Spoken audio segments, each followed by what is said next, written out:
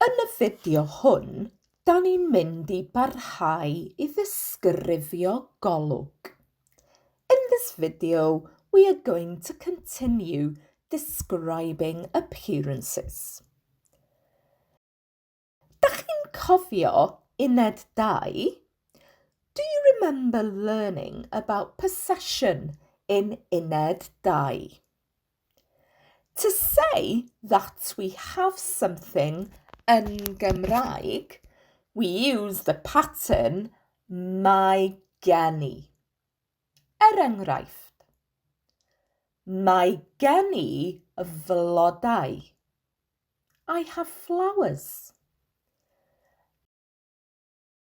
Mae gen I fab.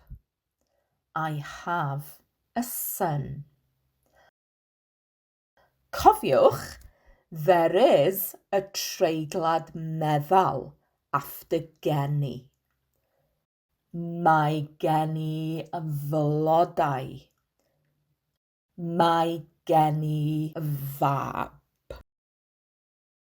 We use the same pattern to talk about appearances.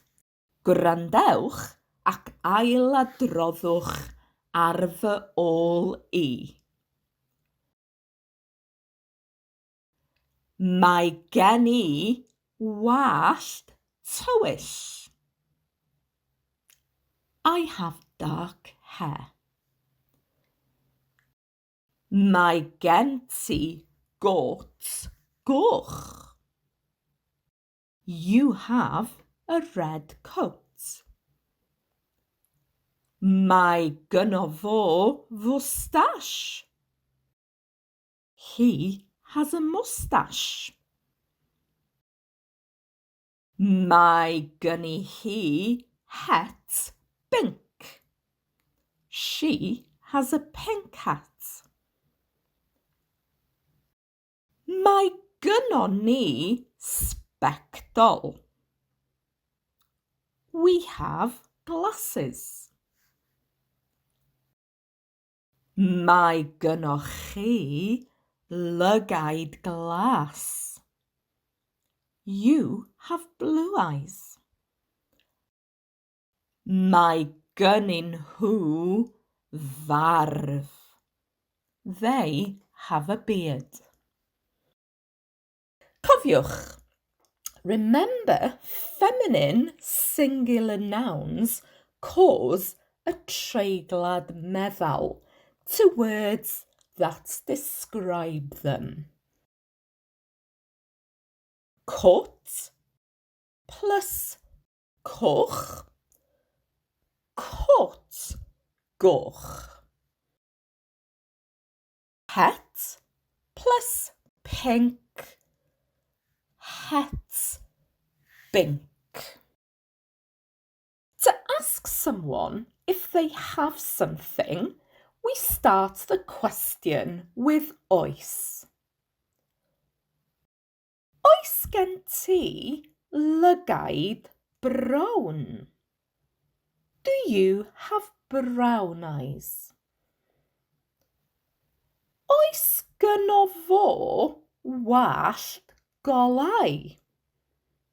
Does he have light hair? As you have learnt, the answer to the questions is either oes or nac oes. Enghraifft, oes gen ti lygaid brown? Oes. Oes gynno fo wallt golau? Nac oes. Iawn.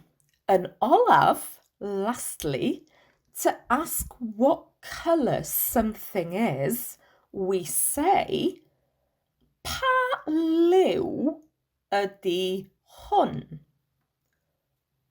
What colour is this? Pa liwiau ydyn nhw?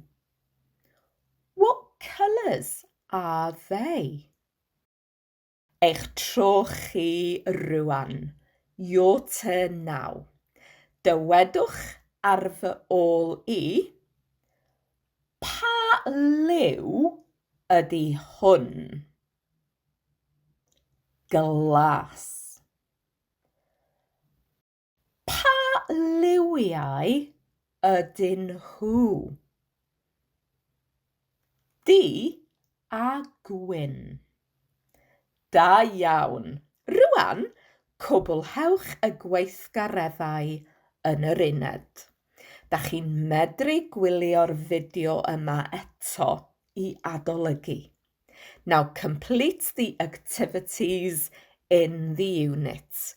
You can watch this video again if you wish to revise. Pob lwc!